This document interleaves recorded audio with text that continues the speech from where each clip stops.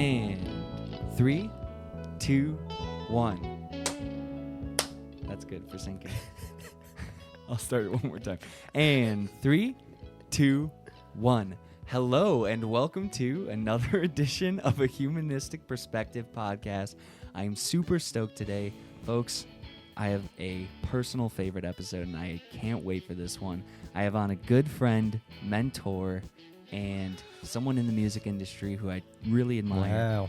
Gabe. Gabe, how are you feeling today? Feeling pretty good. Good. Yeah. For people, just so you know, before we jump into this, he's the director of operations over at the Bop Stop, which is a jazz club here in Cleveland. You've been in the role for how long? It's been about 7.5 years. Wow, 7.5 years, curating the music, running the club, doing everything. And when I say everything, I quite literally mean everything, which is, a feat in its own. So congrats to doing that, and I can't wait to talk about your life. How are you feeling today, though? Today, I'm a little tired. We had a show last night. It was a lot of fun. Good. But a bit of a late night, and then I had an event. We had a documentary film screening this morning at 8 a.m., so I had to be here at about 5. Sick. Wow. So, and then another show tonight. So, yeah, busy week. And next week is the 7th anniversary of regular scheduled programming at the Bop Stop as part of the music settlement. So next week is going to be huge. pretty busy. So yeah, just a busy congrats. stretch for us. And how are you feeling about the acts right now? Like, what are you most excited for in the lineup coming up? Well, November is going to be fun. It's the first month where we're back to about 50% touring bands. Good. So it's we haven't been able to do touring bands for a really long time because of the pandemic. And so I'm excited to see some of those folks, and some of those are some national acts that were even rescheduled from 2020, and they finally get to come. Holy cow! So, and are they running off the same tour schedule as of 2020, or are they just completely scratching that and redoing a whole new schedule? There's a mix of both of that happening. The cases at the Bop Stop, it's completely new tours. Cool. They're just trying to get shows that were canceled in years past just back on the calendar. But there were bands trying to keep the same exact tour route and just push it a year in advance. Sure. And that did happen from 2020 to 2021, and now 2021 to 2022. Okay, it's kind of crazy. Wow, damn. Yeah, there's so much to get into with that, but before we do that, I want to go back to your childhood, your upbringing. What was your family life like? Wow. What are your parents like? What were their careers like? How did that influence your upbringing? Tell me a little bit more about that, because we've known each other for a long time, but I don't know if I know a lot of this. That's funny. I haven't thought about this in a really long time. My mom is a graphic designer. Okay, cool. My dad is a pediatrician. Amazing. And I grew up in a suburb of Philadelphia, Swarthmore, Pennsylvania, where Swarthmore College is. Okay. But my family had no affiliation with the college. A lot of people in the town, someone teaches there or works there. Kind of like Oberlin or BW, where like everyone lives in the community and works in it. Yeah. But my parents are both from New York and moved to outside Philadelphia for essentially the public school system. And so, what year where was this during your upbringing? Calling you out. So I was born in 1988. 88. So, okay, the early 90s is what your upbringing is going to be like. That's when you're going to become a teen and experience the culture. That's right. Awesome. Hell yeah. I'm just trying to get a picture in my head of what you might be experiencing as external factors in the world. Got it. Yeah. Time. Okay. Well, I don't know. I mean, my parents, I think I was very fortunate. I had very supportive parents. I have an older sister. We traveled a lot. Hell yeah. So we always did a weekly, that would be awesome. That would be amazing. Like an annual biking trip. So like where you got on a bicycle. Got on a bike and we would bike, 15 to 50 miles a day. We started when I was pretty young. So, where would you go? Like, what was one of the longest ones you did? The longest ones? Wow, we did the coast of California. No that was long. way. Not the entire thing, but like a section of it. We did the Pacific Northwest as well. We biked through Yellowstone. How was that? That was a lot of fun. Gorgeous? Yeah. Yeah. Yeah. It's funny because as a kid, I always looked forward to traveling and didn't, like, now that I'm older, like, I have no time and can't go on trips like that. And do you long for it again? Oh, yeah. Oh, absolutely. Yeah. That's crazy. And so were your parents just like hobbyists, enthusiasts of biking? Did they watch like Tour de France? Was that big culture in your house? I think no, not racing or anything like that. I think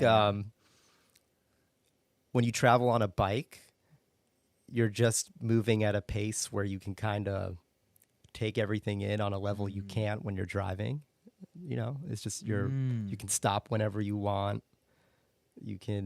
You're moving a lot slower, so you just notice things that you wouldn't notice if you're just driving. Yeah. What was the first? What year or how old were you when you did the first one of those? Oh my God, I was little. I would say I was probably 9. Wow. Yeah.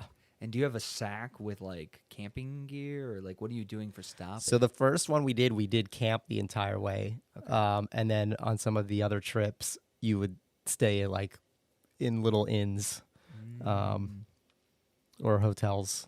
This sounds badass. Have you thought about doing this overseas anywhere? So like a similar trip? We've done a few overseas. We did Queensland in Australia, and we did the Loire Valley in France. No way. Those were both really pretty fun. Dang. Yeah. What time was that? What around what age were those?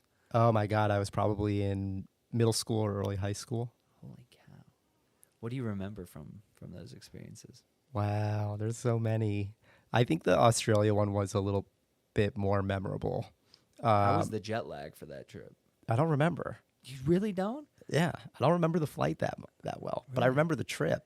Because it's a significant time change, right? It's like a whole 12 hours almost. Probably. I can't remember. I mean, obviously, it's a big time difference. Yeah. Sure. Yeah. Dang. So did you get in a fight with a kangaroo on the trip? No, but we biked by a kangaroo that actually had been hit by a car, but in its pouch was a little baby kangaroo, and it was still alive. So there was somebody who like took it and wrapped it in a blanket and was trying to find a place to shelter it. Yeah. It was the baby was very cute. It was a sad sight, but What a unique story. You're like, oh, I can't wait to see the wildlife here. And then you're like, oh, this is a visceral way to see it. Yeah. Just on the side of the road, like a coon almost here. Like yeah. you would see. Interesting. Cool. Wow. So let's get back to upbringing in Philadelphia. Okay. School system. Are you overachiever, underachiever, coasting right in the middle? Okay. Overachiever. Yep. I have very high standards for myself. I also loved school. Were you popular in school? Like I'm talking, I guess, middle school, high school. It was weird. I was very dorky, but I feel like I was well liked, and I had a similar situation. Yeah. I wouldn't say I was part of the quote unquote popular crowd, but I feel like I was kind of friends with everybody. Yeah. Yeah. You knew how to. And I'm a people pleaser. Yourself. Yes. So I can adapt in those situations. Yeah. Yeah. Yeah. I think that's why we get along very well. Because we do have a very similar We get along for many reasons. Yes. You would agree with that as well. I would agree with that as well. Okay, cool. Yeah. So what prospects? Are you going to college in your head? What do you want to do? Are you pretty sure you want to be a venue owner and get into the music industry? Or where is your head at this time? And you're playing trumpet, right? Yeah. Are you a music nerd? Like I was hardcore. I wasn't sports. I was arts. I did both. Okay, you were both. I did do both. Okay, so you were bilingual in sports. I guess I wasn't very good at sports. I think I was probably best at soccer, and I loved basketball, but I never grew. So that was fun in middle school, but I never made the team in high school. It's just evolution got you on that one. That's right. But in the for football season, I always did marching band over doing a fall sport. Okay, cool. Yep. Same here. Yep. And were you one of those like IMEA kids? Did you guys have that at the time? Or, We would have PMEA, yeah, PMEA. but yeah, That's what it is. so I did that. Yep. Yep. Cool. And did you get into state and all the conferences as I well? did get into state. Yeah, hell yeah. This is such the overachiever track. I love it. Hell yes. Yeah. And friend groups, that life, how was it for you at the time?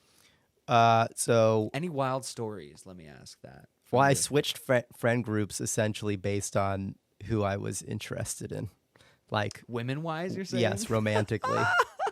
Yeah. Give me an example. So, like, you'd be like, all right, cross-country kids now. That's and funny. So ninth grade, I had a huge crush on someone who was a pole vaulter. Yeah. So I'd run track and they'd What be a pole niche vault, and type. I would be like, "Wow, look at that! You know, Yeah. Look at them fly. look at them fly. Sky's the limit." Sure, sure. That's funny. That's cool. But yeah, though, what- because it cultures you in a sense. You sort of are getting a vibe for what these kids feel like and do like, and what these ones. Yeah, I are mean, I like. joined choir because I had a crush on somebody in choir. So, and I actually ended up loving choir. I ended Really? up doing it for 2 years. Yeah, Holy cow! yeah, I did that too. I did 4 years of choir and 4 years of band in high school, nice. and it was amazing. Yeah. There is nothing like that too, like a good choir piece where there's like tons of counterpoint in the lines, but then everyone's like singing and really listening to each other. Like, it's different than when I'm playing with a bunch of musicians, when I like have a horn in my mouth. Like, there's something distinctly unique about that experience as well, but like all of those instruments are inside of us when you're singing together, versus the interaction with like a wind instrument is more I'm introducing something into my next to my body and participating with it. Yeah, It's interesting. I don't know. Have you ever thought about that? not much. This is an enlightening discussion. Glad it can be. Glad it can be. Oh, so okay. High school finishes, and how the hell do you end up at Oberlin? I guess I just gave that away. Yeah. Yeah, no, I only looked at colleges that had strong music programs. I wasn't sure I wanted to major in music, but I wanted music to be a part of So you my looked at like world. pretty much all conservatories, or were there? I looked at schools that had strong music programs just in the college, or had a liberal arts sort of college and a music school. Okay. Cool. So, Indiana University, University of Michigan, Oberlin. Most of the schools were in the Midwest. Some were on the East Coast also. But as soon as I visited Oberlin, I knew I wanted to go there. And they have a really strong liberal arts program, which is like for me to just be happy as a person. I can't just do music. There needs to Yes. be something else for me. Yeah. So I didn't really want to choose between one or the other at the time. No, that makes a lot of sense. I did like an overnight. I was like between U of I, like a really big D1 school, or BW, which was, small school, and just fell in love with like the culture and the climate of that, but then also that ability to like explore and be creative in multiple ways. Yeah. I thought that was unique. Your college experience, okay, how was it? Let's go through this, because was Oberlin like it is now, or like, I don't know. I guess I can't really speak too much to what it's like now. I have a very I remember it fondly, but I had a lot of ups and downs. I think like ultimately it really helped me get to where I want to be. Yeah. But it was tricky. I ended up going to Oberlin just as a college student and could not, because of the conservatory, couldn't get into like couldn't take a lot of music that I wanted to, because conservatory students had priority in terms of registering for those classes. So even though I chose a school to be close to the music, I couldn't do music the way I wanted to do it. So Damn. I did end up auditioning for the conservatory my sophomore year. I got accepted and became what they call double degree. So I was earning a BA in the college and a BM in the conservatory. And then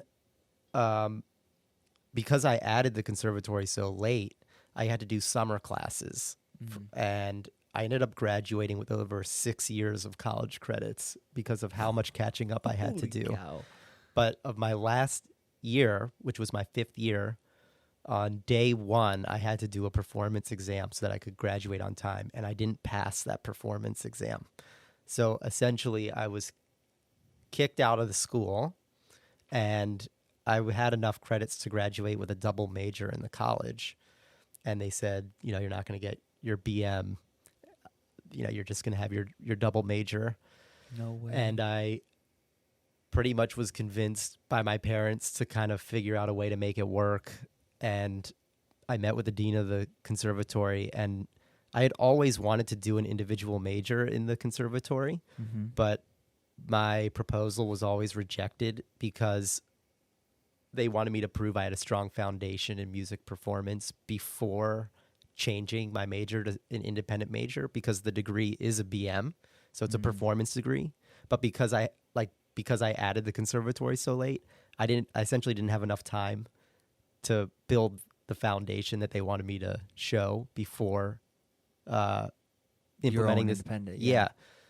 So finally, it took essentially flunking out to get this major approved, and the major was this jazz entrepreneurship major, which was geared way more towards music business and running an arts organization, web design, economics, public speaking. So you were like the first person to do that at Oberlin? Yes. I mean, I'm the only one that has that degree. From that school? Yes. That's freaking badass. Yeah. Did you... See, it seems interesting because it seems like you were an overachiever, but it also seems like you like to diffract from the status quo. Like you didn't want to be like the rest of your classmates. In the fact, even in the way that you said, like, you wanted to build your own independent major, like, did you go into college with the anticipation that, like, I'm going to try and make the most out of this experience, but I'm going to, like, make sure it's what I want it to be? No, I thought that that the school would just kind of be supportive of what I wanted to do. I mean, it's kind of like you could think of it even just as a musician with a private lesson instructor, like, a good teacher should help you get to where ask you, where do you want to be, and help you get to that spot. It shouldn't be them just telling you what to do and imposing what they, telling you what you should know. And kind of similarly in college, I feel like college should help you get to where you want to be and not be like, no, you kind of have to do it this way. And so I went in thinking that it was going to be a supportive environment, and it really wasn't until I made them be more supportive. But it took an extreme, which is failing, to get to that point. So I don't know. It was an interesting road, but I'm happy how it played out. I mean, I never really, failing that exam, I never wanted to be a professional musician. I love music. I want it to be part of my life forever. Yes. But flunking that is a sign of just saying, it's not who I am, and that's okay. Yes. I knew that already. That's what's frustrating. It's almost as if, like, it's weird, like, the life journey didn't allow you to listen to your intuition yet. But maybe it's almost as if you weren't allowed to listen to your intuition to recognize that from here on out you should probably listen to your intuition on something like that. You know what I mean? Like, thinking back on it, you're hearing it now. Yeah, I think you just have to be proactive and a lot of you have to create opportunity for yourself, and that opportunity can be created in ways that you never really thought of until you're in that specific situation. Yep. Literally. Like failing that exam was an opportunity. It didn't feel like an opportunity at the time, but it became one. But it was one, yeah. Yeah, literally. Wow, that's really cool.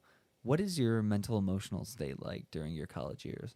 Are you battling a lot? Like, I know for me, my freshman year, there was tons of depression after, like, my grandma passed away. It was a huge learning experience. I moved far away from home. What was sort of like your personal mental health situation during the 4 years? Did you see a growth trajectory? What were you facing? So freshman year, I was pretty depressed. I had been dating someone very seriously in high school, and it was hard to move away from that person, and I was homesick and lovesick. After I got past that phase, everything was great. I mean, I loved college. The people I met were great. Yeah, I mean, it was a perfect, socially, it was the perfect place for me. Yeah. Yeah. I mean, the friends I made in college are still my best friends today, and teachers I had are still mentoring me now. Wow. Like it was a great place. Yeah. And okay, you were roommates with Danny DeVito's son, correct? No, I wasn't. He is a friend of mine. Okay. And we did hang out in college, and we had our graduation party together. Hell yes. But yeah, That was it. That's Yeah. it. And at the time, like, how did you guys meet? Like, how did you guys become friends? oh, he was really good friends with my housemate, someone I live with. So that's how honestly, that's how we became better friends. He actually, it was my third year of college. He lived directly below me. That's how we met. But we did have a lot of mutual friends. So Hell yes. yeah. That's sick. What was some of the highlights of college for you? Anything that you're extremely proud of, or like an event you were like, holy shit, I will never forget that? There's a lot, but Yeah. I mean, I guess on the spot, there are nights that stand out. I remember Obama getting elected. That was crazy. Why? What made that night crazy for you? We had a huge second line. Everyone was just like marching through the town, very No happy. way. So marching in a second line, just with like this kind of amazing feeling and Yeah. energy in the air. But that will always stand out as a special night. Saw a lot of great concerts there.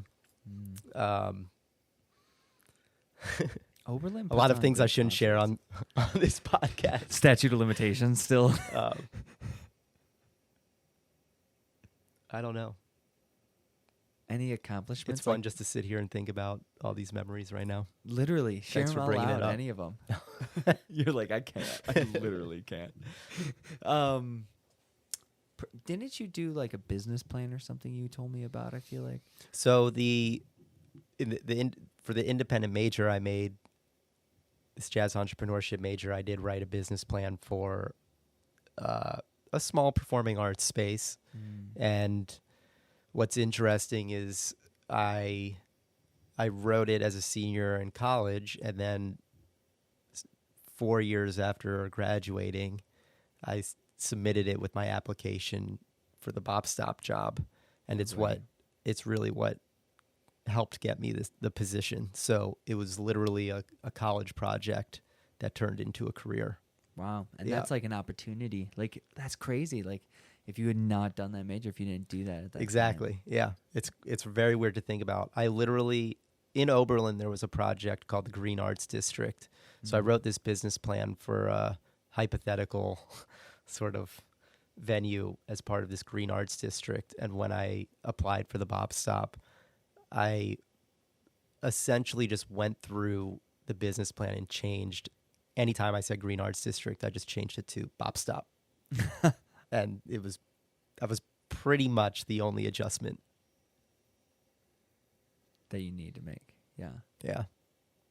What was your okay, so you get the job at the Bop Stop and you're now running a venue in a club, and I'm sure you had some experience right throughout college and stuff actually interacting with venues. Did you have internships or anything like that prior to the Bop Stop? So, yeah, I actually worked at another venue. So I worked at this club called Nighttown, which recently sold during No the pandemic. way. Yeah. It's Nighttown's no more? They're supposedly reopening in 2022 at some point, but they don't have an exact date. And it was sold to a steakhouse. So they say they're going to still have music, but the extent or what this music actually is, no one really knows yet. Yeah. Okay. But I worked there running sound. That was that night, and then during the day, I worked for a booking agency. So I was booking East Coast and Midwest tour dates for it was about 30 jazz artists. Wow. Yep. And what did you gain most from that experience, would you say? Well, I was booking a lot of shows, so I learned, I saw a lot of contracts and learned a lot on the administrative side of things for the music business. And working at Nighttown, I learned, or I could have a clear idea of what I really liked and what I really wanted to do different. What were some of those things at the time? And do they still apply today as a venue operator? So that's a good question. I would say yes. It still applies today. I mean, Nighttown had a really strong identity, and people that go there really love it. From an audience perspective, it has a very strong reputation. People have been going there for 50 years. So what I liked about it was kind of how they, strictly business speaking, kind of capitalize on their brand and can keep a solid base, like a strong clientele of regulars. In terms of what I would change,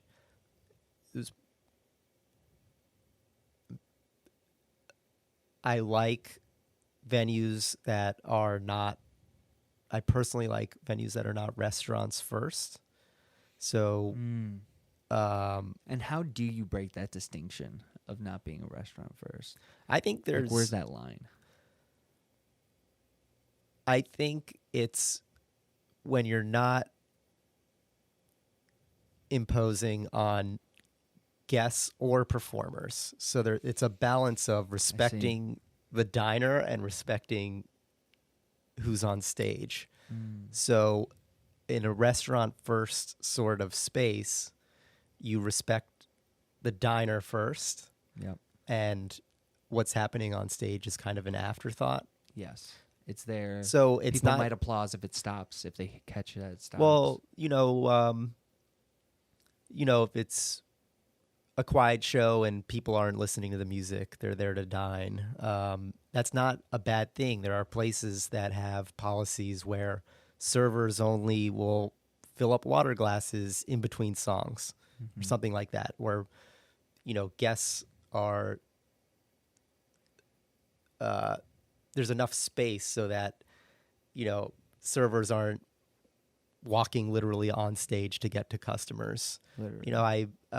Literally. And that, I would see that happen there. That happens at comedy clubs all the time. Yeah, I just think you want the musicians to feel really comfortable on stage, and you got to give them a space to do that literally and figuratively.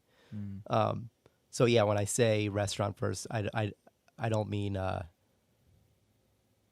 mean from like kind of a service side. Most venues obviously have food, and I'm not saying I don't like food at venues. It's just how the process of getting that food to your customer and respecting everyone in that space. Yeah, it's interesting that you bring that up too, because one thing that I notice, no matter if I'm at a festival or a venue, is specifically in the operation style. Like usually the pre-preparation plans are so good, but like the operation systems that will occur during the events never get thinked about appropriately. And that's not even a good word. Never get thought about appropriately. And it's interesting too, because like I would change that so much. Like, for example, I went to Spring Awakening this last weekend, and like it was like almost as if they put everything where it was supposed to be, but they didn't think about, okay, how's this going to function with 200,000 people here? Yeah. And I get what you're saying, how even in an intimate setting like the Bop Stop or another jazz club, making sure that the food isn't taking away from the actual art and the curation that's occurring. Yeah, and I think key. there's actually, there's some places that really can play the food, like mix the culinary arts with the musical arts in a really fun way. But I digress. So once you get the job here, how are you? What's your headspace at? Like, was there a lot that needed to be changed, fixed? Were you just starting? Were you? How was it at the beginning of operating the club and getting going there? So I was so excited. They hand me a key. So I got this. I was hired when I was 26. Wow. And so first of all, I was like, wow, I can't believe. I mean, I can't believe I got this job. They literally are handing me keys to Event. like a, you know, a venue that's worth over $1 million, which Like is this is a nice ass venue for anyone who's listening. If you haven't been to Cleveland or been to the Bop Stop, like this place is erected with a view of the water, right by tons of culture and arts here in Ohio. This is Ohio City, correct? Yeah, in the Ohio City area. The venue itself, when you come inside, just the aesthetic with the art that you guys have and all the murals and the building's design, it's really, really nice, especially for a jazz club. yeah, it's a really nice space. So I was just kind of the first few weeks were honestly the first few months. I was just like, wow, this is insane. I will say on the first our grand opening, I like the day. It's like the day I get the keys. Mm-hmm. I walk up to the front door and there's just poop right in front of the front door, and I was just like, wow. Human or which animal? I guess. Debatable. But I remember I was so excited, and then I was like, wow, this is literally one of the first things I'm going to do at the space is just scoop up this poop. And the rest is history. That doesn't wake you up to being an entrepreneur. I don't know what will. But that's kind of a side story. But I was super excited, and I really got to start from scratch. So the programming, I got to start from scratch. The whole concept of what the space is was something that I had control over, and the settlement trusted me with, which was really nice. The music settlement, they own the Bop Stop. I haven't really talked much about them yet. Sure. It was really fun getting everything up and running, and it was new, it was fun, and then once it started kind of picking up, it kind of set in that was like, wow, all right, now the job is to keep this going.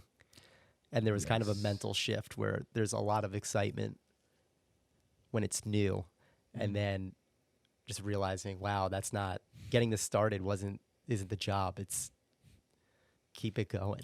That's how taking on this podcast was. Yeah. Episode 25 was when the like, okay, this is fun to like, okay, what is the trajectory of this thing to keep it going? Set in.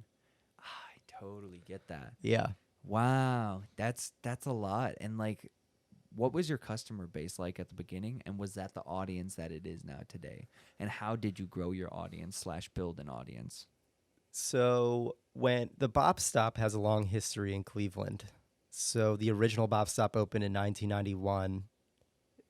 The second location was downtown. It opened in the mid 90s, and then this location opened in 2003. And it did close, and then ultimately was donated to the music settlement. When it reopened as part of the settlement, it did have a base of some folks who had been going to the Bop Stop in years past. Sure. So that is who came when we first opened. That's where I started. The programming is way more diverse now than the other Bop Stops. Musically, I get what you're saying, like, was it more like, you know, your standardized 60s, 50s, 40s style? Yeah, it was. Now they did do a lot of standards and original music, but it was really mostly bebop inspired. Okay. Jazz. Understood. And I present the whole spectrum. The whole spectrum, and I would say we do about 80% jazz programming. It's what we're known for, but the other 20% is a little bit of everything. Yeah, and that is one way to build the audience. Yeah. Which is that's my favorite thing about being here is, like, during my time at least, your curation style was brilliant. I really, really appreciated the acts that you were bringing in. And I thought that, I don't know, you did a really balanced job of making sure that for someone who comes in and is expecting to hear potentially jazz, they can come here and have a good time and have a home. But then for younger people who are interested in just music in general and exploring that scene, this is like a really good place to find new curated experiences. Yeah, it makes me nervous sometimes because if you come in and your first time in is for a big band, and then you come in 5 days later and there's like Norwegian free jazz. Yeah. You know, it's yeah. I mean, I like both, but I don't think most people like both. Sure. So I just tell people to check the calendar, see what's going Literally. on. But yeah, I mean, you could be surprised when you just walking off the street what you'll hear. But that's the beauty of a small venue. I mean, you kind of have the ability to be creative. Obviously, we need to make sure our attendance overall is good. But if there's something I feel strongly needs to be presented and it draws 25 people, that's okay. So You know, yeah. That's we'll make up for it. It's a lot exactly. harder to it's a lot harder to have that mindset when you're booking a larger venue, more seats. I agree with that. And one thing I'm realizing, like, the older I'm getting and the more I'm thinking about things is like, I don't want to be like I love being an entrepreneur and I like doing my own thing, but I don't want to run a huge company. I don't want these fucking pyramid facility operation systems where it's more about the more HR and the more managers I have. Like, to me, that's not inducive for a good capitalistic market for competition, right? Mom and pop and small boutique experiences are where it's at. Like, the reason we even travel and leave this country to go explore other countries is to have a new experience, not to land on a plane in Mulan and find a Starbucks. You know, you want to be in Milan. You want to experience their people, their culture. I want to see so much more of that in the American business and economic system, and specifically with venues too. Like, I would love to see a diffraction from huge Live Nation, AEG, mainstream tour circuit booked shows to seeing like 20, 30 clubs in the city where there's just unique experiences happening, and where like, because like being here at this club, whenever someone comes in, it always feels like we're just connecting with them, and like it's like, hey, it's like a fresh place to be, and it's more about that experience, and that's something that's priceless. Like, that as humans, you can't get that anywhere else. You can't go to Chicago on that same night and have that exact same experience with those same humans. And so like, I would love to see that rewarded, I guess, more in the market, and something that people are encouraging themselves more to go find. Yeah, I mean that's a very that's a very short answer to you. I agree. I mean, I just mean I think having a the diversity of options is beneficial. I do think the person who goes into stays on the independent side of things versus going to work for a larger company, there's differences there, and people that 100%. that choose one or the other over the other, I think there's a lot that they share, but it's a different type of person. You know, like if you were working for another company, there might be more financial security because there might be, I don't know. Yes. As opposed to owning your own spot, Right. where it could be a little bit more risky. Sure. And then we get into like, is the market inducive to do that? Exactly what you're saying there. I get what you're saying. Yeah, I mean, there's policies that could help support people who want to be creative or Independent owners. Yeah, and some cities do a better job of that than others. You know, I mean, like a city like, I really don't know the ins and outs, so this isn't necessarily a good example, but there's obviously a reason that New Orleans has a ton of venues. It's part of their culture, and the city supports it, and they're supporting their identity, and it's valued on a level that it's different in other cities. Yeah, that's fascinating that you bring that up, that the implementation of the legislation can also play a fact into how we even entertainment entertainment taxes, the price of permits. There's a lot of extra things you need to be able to present live music. And there are things that politicians can do to make it a less risky business. 100%. When you were first getting into it, were there any big hurdles you had to get over for the Bop Stop that you guys needed to adjust or get through? I mean, there's always hurdles. They never go away. 100%. some of them change, and some of them you're just fighting forever. I think that I don't want to call it a hurdle, but the model here is very unique. We are one department of a larger nonprofit that's a community music school. So I don't want to necessarily say it's a hurdle, but one of the challenging things is navigating the space where we support ourselves with earned revenue, but we are nonprofit. We're also part of this larger nonprofit. And so when you talk about our business model, it's unique, and it makes some things great. Like over the pandemic, I was able to apply for grants that were only available to nonprofits. But at the same time, there was relief that I was also not able to get because I'm one department within another organization. So I can't apply just as the Bop Stop. I am legally part of the music settlement. So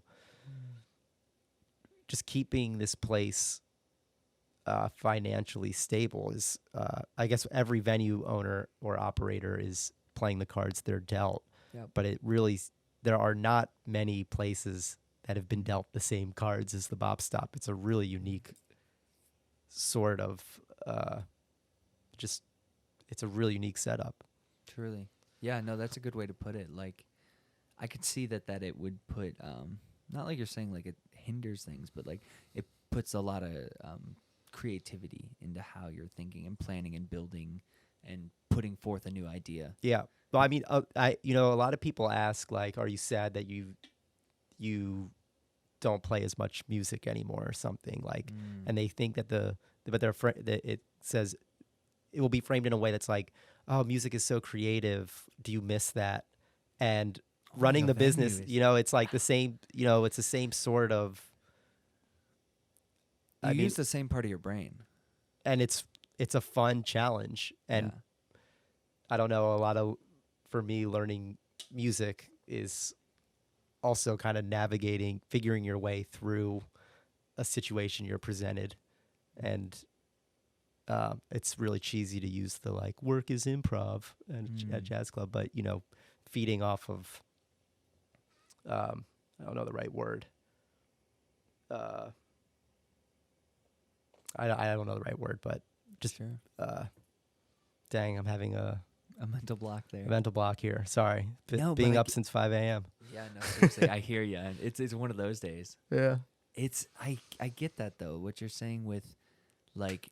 It's being an entrepreneur is all about adjusting, adapting, and then moving forward. And that's the same thing with specifically like jazz. And you might know what the structure is. You might have a business plan, but how you get through the chart and how you improvise yourself is going to be extremely There you different. go. You nailed it. Yes. I hear you exactly with that. Have you ever wanted or been inspired to open your own or go on your own and do your own venue? I've thought about it a lot. The pandemic is kind of reshaped me a little bit, and if you asked me today, I'd be like, no, I absolutely do not want to open my own spot. Yeah. The last 2 years have been really hard. I want to stay involved with programming. Sure. But there's a few things for me. There's a few reasons why I would not want to open my own spot. One, right now. I mean, one is I feel like it's financially unstable. Like I'm not in a position financially to do that. Yep. I've been working this club lifestyle for 7 years here, and then 3 years prior.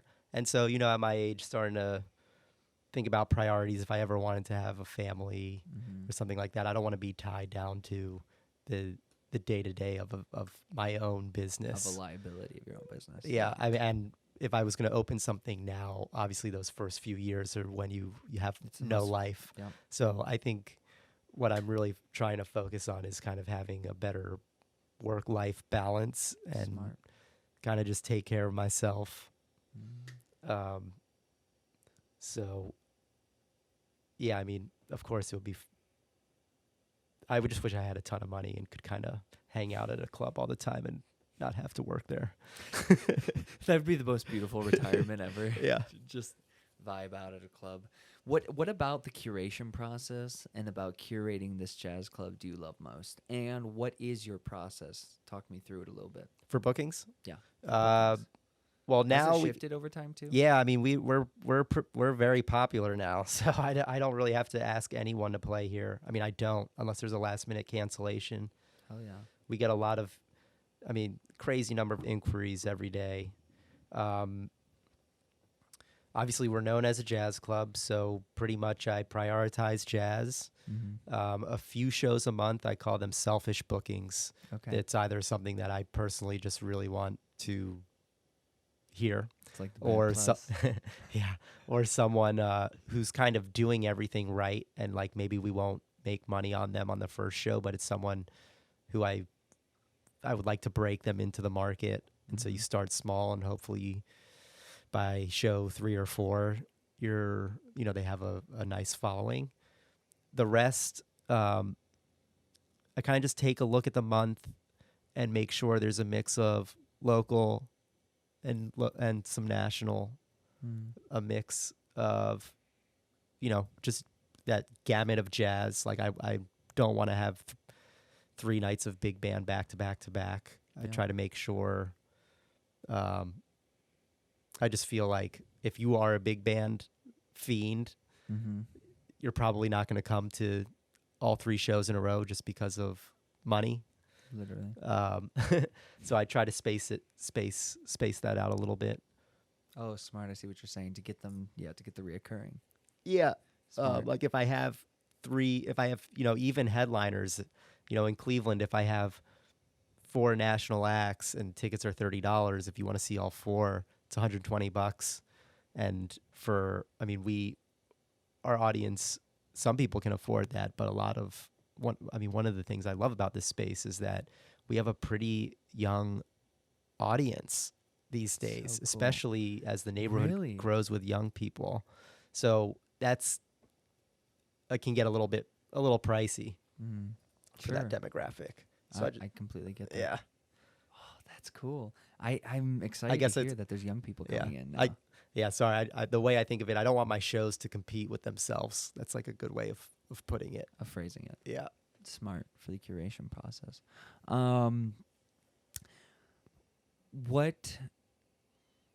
What do you think it would take for venues to be in a much better spot moving forward after COVID? And I would like to also maybe know a little bit, like, how was your COVID processes and procedures? Like, was there a period where you were just online, and then was there like a mixed online and in person? And like, what are you doing now moving forward? So I'll answer that second question first. So our trajectory was we closed on March 19th of 2020, and there was nothing we were forced to be closed for the rest of March, all of April, and all of May. Wow. I think it was all of May. And that's so funny. Sorry, I'm looking in my calendar of all my canceled shows. There were a lot. We did end up canceling about 180 concerts. Holy cow. Yeah, because we're booked pretty far in advance. We reopened in the summer. The city of Cleveland allowed some outdoor permits that we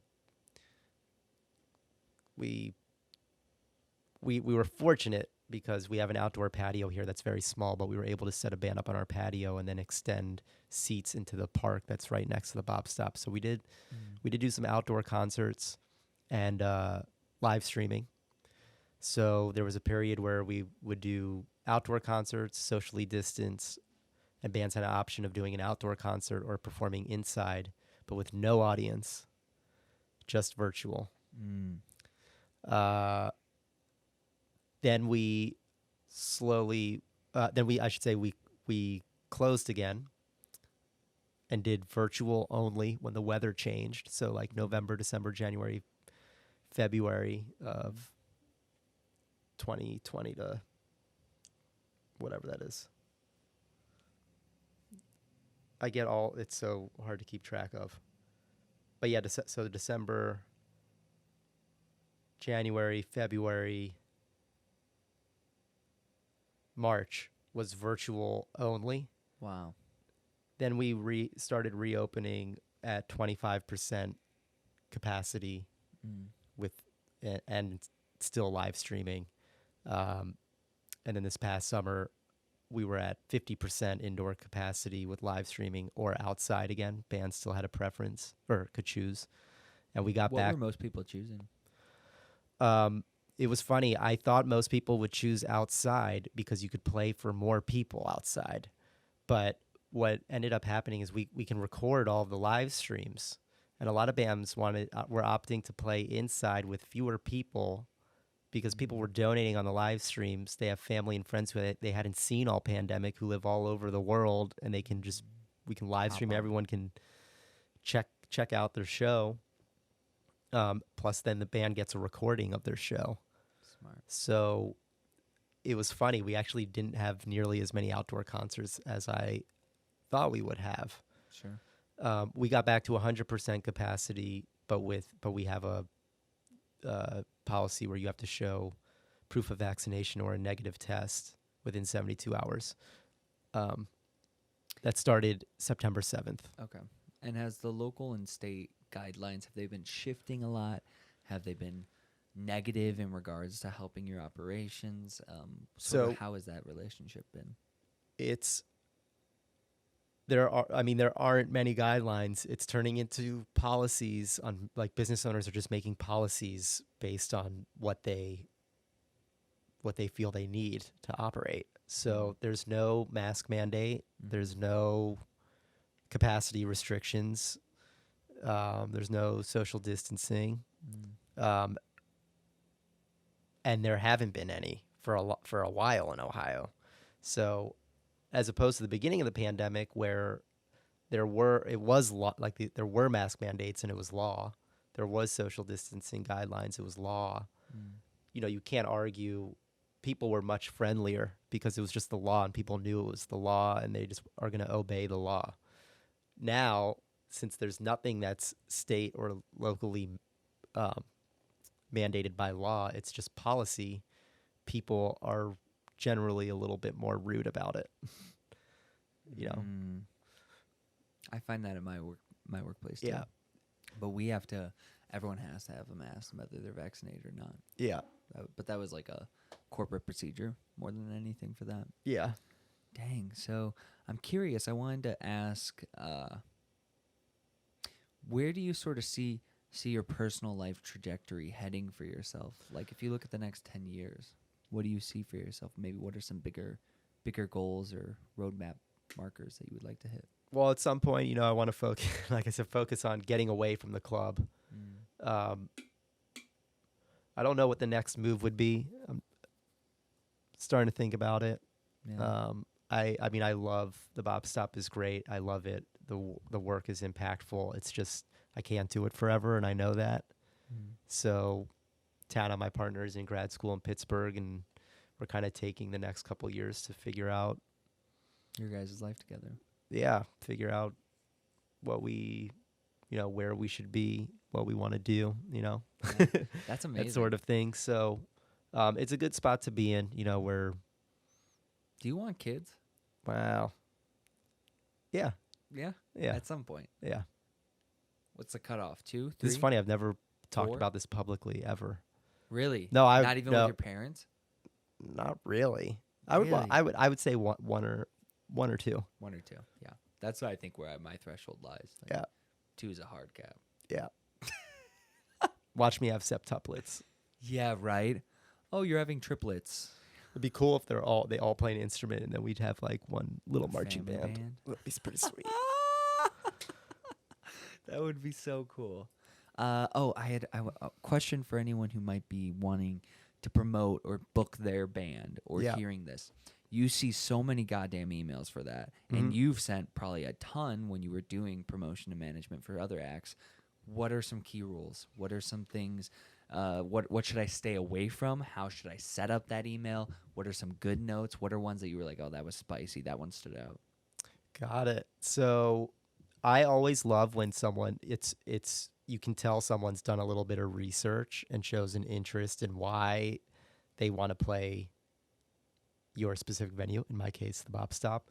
Even if it's something simple like, I was checking out the website, I saw you had X, Y, and Z performers, and, I've played with that person or whatever, or, my music is similar to them and they told me to reach out to you, or something that, or, oh, the layout looks perfect. We see that you have a Steinway piano and I'm a Steinway artist, so the space is a good fit for me. Something that shows they did a little bit of research. Sure. There's a lot of emails that are it's just a blanket email. You can tell it's copy and pasted and just sent. Yeah. No. So some big no-nos, if you're booking your band, don't copy in every venue on one email, and especially if you do that, don't forget to blind copy. But that happens a lot. Or if you say, oh, I'm really excited to play and you say a venue that's not the one I book, that's a pet peeve of mine. I delete that immediately. The other thing is we have instructions on so if you call the club or you're on our website, it says, if you're interested in booking, please send an EPK to, and it has my email address. So people who don't follow directions, like if someone calls the club and leaves a message that says, oh, yeah, I really want to book the space, but the answering machine says just, email, I don't respond. The only people I really don't respond to are people that don't follow the directions. The rule, yeah. Because we can talk forever, but I'm going to say, I want to hear your music. Well, that just makes sense, because then why the hell have the rule if you're going to accept ones that won't follow the rule? That's the point of helping your life be easier. I do say, a huge rule is don't be an asshole, because there's so many talented people out there. Their dicks in their email, like the tonality still. Or, like if you say, I get questioned a lot on, oh, you're not going to have me, but you had this person, and straight ego shot. Yeah, there's things like that, or I don't know. People are funny, Music business is a business of people. That's why it's fun, but you still get characters. It is. You almost have to be a psychologist in some regard. Yeah, it's fun. It is. It is a great time. You get good stories. Exactly. That's the thing, is like the memories that you get are worth it. And also, like, if you're a fanatic of music, like being around music all the time, there's nothing that beats that. Nothing. Length of the emails. If they're too long, is that a no-no? I wouldn't necessarily say length is a problem. If someone, like, in the body of an email puts their entire bio, I probably won't read the entire thing. But, I generally like to know who's in the band. If you've ever played Cleveland, if you did play Cleveland, what ticket prices were, when you played, which venue, that sort of thing. And then I kind of just make a judgment on whether this is a good fit, period, and I guess a good fit or not. And if I really like the music, I just try to find a spot in the calendar that makes sense for the show.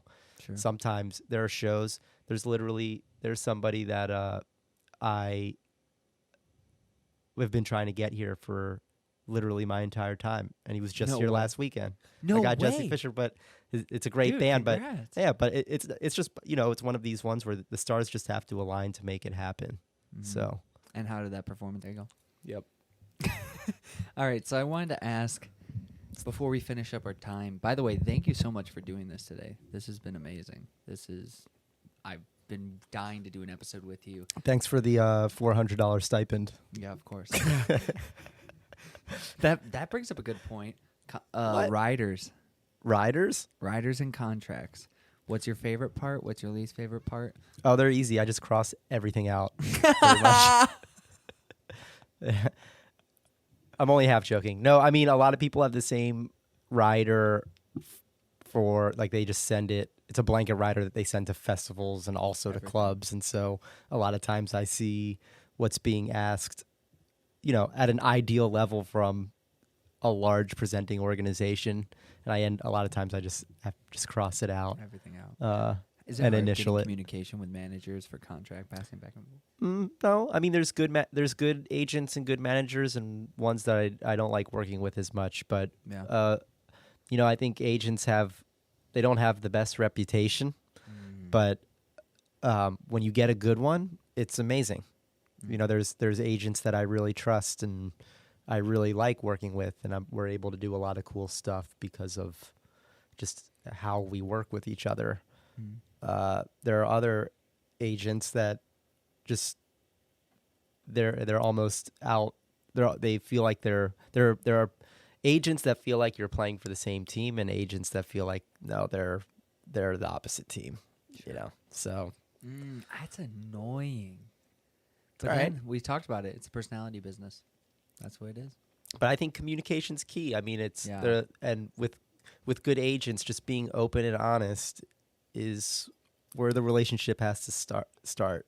That's smart. So, just as a bad example, there was a show I was working on prior to COVID. The band was $1,000, and then we recently just tried to get it back on the calendar, and the fee was $2,000. And I was like, "How come? What's going on? Why the fee double in price?" And she was like, "Well, we know venues got a lot of the Shuttered Venue Operator grant funding, so venues have money again, so the fees are increasing." And I didn't have any of that fund. I actually didn't get that funding. That's a whole nother story. That could be a whole separate podcast. Wow. But what should have happened is at least ask the question, "Hey, do you have Shuttered?" It's a weird question to ask, but to make an assumption that I just have this money, is and to quote me high is like not the right way to go about that. I feel like you could have a conversation where you're first like, "Hey, how's it going? Oh, like, Shuttered Venue really helped me out. Did you happen to get that funding too?" Right. How are you prioritizing that? And you get an idea of where the venue's coming from, and then the agent can help kind of find a program that fits where that venue's coming from. That's exactly. job. That's what their job should be. But in an ideal world, yeah. But that's just an example where I'm like, I don't really trust you. I feel like you're just trying. You're not someone who's willing to work with me. You're just making assumptions and trying to find what's best for you. Yeah, no, that's definitely. And it's okay to recognize, like, hey, you know what? Maybe you should just try other venues. I like that. I want to ask, what's going on? No, nothing. Oh, all right. What do you define as love? Like, what do you define as love? What's the definition of love? I don't even know how to answer that. In your opinion, right now, at this current This is going to be moment. it's like, I'm a very practical person, and I think That's okay. so. For me, it's all comes from a mutual respect. So love is mutual respect. I think that has to be there. If you're going to love somebody, Got it. there would have to be mutual respect. Yeah, that's like the starting point. That's like the I wouldn't say that necessarily defines it, but for me, that's the key foundation is, mutual respect. I don't know. cool. I like that. And I mean, that goes for romantic love and just like friend love, I think that's got to be there. What is one of your biggest fears in life currently? At your current age? Wow. I don't really know. This isn't exactly a fear, but it is something that is on my mind a lot these days, which is, I think so I'm I'm at an age where there's naturally, like, I'm no longer young. It's like I'm not old, obviously, but Sure. I think, mid 30s is a time where you just start realizing that, a portion of your life is over, and there's some growing. I feel like everyone around me is getting older, and I'm much more aware of that. And I think I'm aware of time passing in a way that I never really paid Noticed attention to until, I'd say, maybe 3 years ago. And so I think a lot of the decisions I'm making, the big decisions I'm going to be faced with in the next few years are really about how to best use my time. In the long run, not, I'm not talking about, I've got an hour to kill, but like, right. No, I've got like your strategic positioning based on your consciousness of how you're experiencing time day to day is shifting the priority. That's there's just things like, I don't have any family here, and now I want to be closer to family because that's time's passing, and I haven't been near them for a long time, and that it wasn't a priority 10 years ago to like that just wasn't something I was thinking about, and now it is. In your 20s, So that's fascinating. I don't know. But it's not a fear. It's a good thing. I don't really think of it as that's a more negative, of a reflection but it's than anything. But that was fascinating. I'm glad you answered that way because I think that's a really valid one, and one that I think, like, hearing that, maybe if I'm listening to this and I'm younger than my 30s, or hearing this and I'm in my 30s, might be really interesting to see how that could affect my life. Like, I try and do that all the time. Like, that's the reason I even started the podcast. Yeah. Cause go ahead. Go ahead. You go. Finish. No, you got it. All right. I was going to say, because, like, connecting is, like, in my opinion, like, one of the most important things is, like, just connecting with others and experiencing. Because that's, like, priceless. That we will never get back. And so, like, I'm now chasing every day to do that the most, which I think is fascinating. But, like, I can see my priorities shifting and my observation of that changing. Yeah. Yeah. That's fascinating. What do you define as the meaning of life? Oh, my God. What is the meaning of life? Yeah, for you, in your opinion. There's no right answer, but I don't know I don't do you not think about these things? The meaning of life, I really don't. I'm stumped on that one. You've never thought about it? Never contemplated it before? Like the purpose of why we're here? I guess not really. Okay. I think about what I want to get out of my life, but I wouldn't say that's the meaning of this life. Yeah, I don't know. I feel like what is that answer then? I'm curious.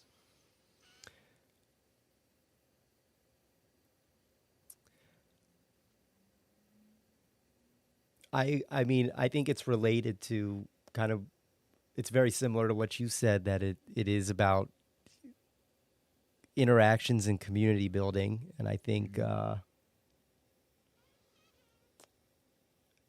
music is just my way of connecting those dots. I think a lot of times when, if people ask what's your job? What do you do? Or something, it's easy to say, oh yeah, I run a jazz club and, I book shows and promote or whatever. But when you get down to, no, what business am I in or whatever, I would say it's community building. The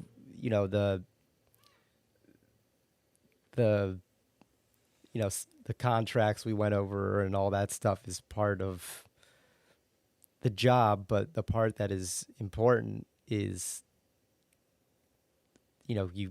the experiences that are created here. I mean, we just had somebody come. It's the third couple I know of, but they met at the Bop Stop and they're now married. Whoa. And like that's why it's creating a space where you have these experiences and connect with people. Mm. And music has a way of bringing people from all walks of life together. And just letting, you bring people together and you just let what happens. But, it's always a positive thing with music. Yeah. At least here. So, I really liked, I latched on to that point you made about once you find whatever passionate outlet for you allows you to do that paying it forward or to that community or giving back and seeing how those experiences of your passions feed back into you is so crucial. That is really unique. What are you happy about? If you reflect and what are you most grateful for now in your life? What am I most grateful for? Yeah, what do you have a lot of gratitude for? Wow. It's so funny because in college, one of my best friends in college, every night before bed, we'd ask each other, what are you grateful for today? Really? And it would be, sometimes you'd have strong feelings and say something deep, and other times it would just be, the cloud, level. the clouds today were really pretty, and I'm thankful that I have a pillow, and you're here, and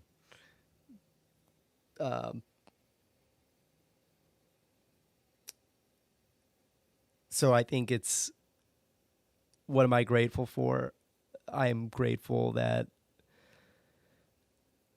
I guess, in a moment of transition, or what I feel like is about to be a time of transition, I'm grateful for a really good support system between my family and Tana, who is my family, unofficially so far. But yeah. You get it. It's official where it matters. And that, there's just funny things like I have health insurance. I'm very aware of that this past year. Yeah. It's the little things. But yeah, I mean, that's kind of a deeper level one, but I don't know. I'm trying to drop knowledge that I feel like I don't have. I don't know.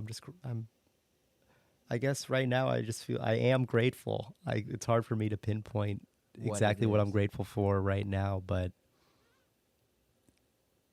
yeah. I mean, I'm grateful. That's a brilliant answer, though. No, yeah, family and existing, the little things. Yeah, that's fantastic. I have one final question for you before we finish up here. If you had one piece of wisdom for anyone who's listening to this, what would that piece of wisdom be? I think there are two things actually that really stand out that are lessons that I would kind of live by. One is, when one door closes, another opens. That has just been so true for a lot of my life. And then the other one is just treat people. It's so simple. Just treat people with respect, or I'm going to say just treat people with respect, because you never know where life takes people, and you never know what's going on in their lives. But I think moving from transitioning into this job, I'm just talking about work since I feel like this has kind of turned into a conversation mostly about work. I know you're digging. Good. You're good. But there are people that were treated me one way before I had this job, and then treated me differently once I had this job. And those people who are really rude and are all of a sudden nice, it rubs me the wrong way. Yeah. It doesn't matter what your job is, where you're from. You should treat everybody with the same level of respect. And that's that. That's beautiful. Yeah, enough said. That's brilliant. I want to give you an opportunity before we finish up here. Again, thank you so much for being on with me and sharing this time and this conversation. It means the world to me. Yeah, really. But in the most PC way possible. Thank you for joining me. No and problem. Thanks for hanging out. anything you want to plug? Any places? Where can people find you? Where can people find the club? Want to share those details now? Sure. So you can check us out on the web. Right now it's themusicsettlement.org. There it is. And there's a tab that says Bop Stop. However, starting next week, we're getting a new website. And yeah, so things will be a little bit easier to find. And of course, follow us on social media. We are just on Facebook. We're just Bop Stop. And then You guys have a podcast too, right? yeah. Oh, yeah. The podcast started over the pandemic, essentially because of the live streams. We've been recording every single program, Sick. and so we actually started a radio show first, and we're live at the Bop Stop is now broadcast on 14 stations across the country. Wow. And the podcast is more of an archive for the radio show.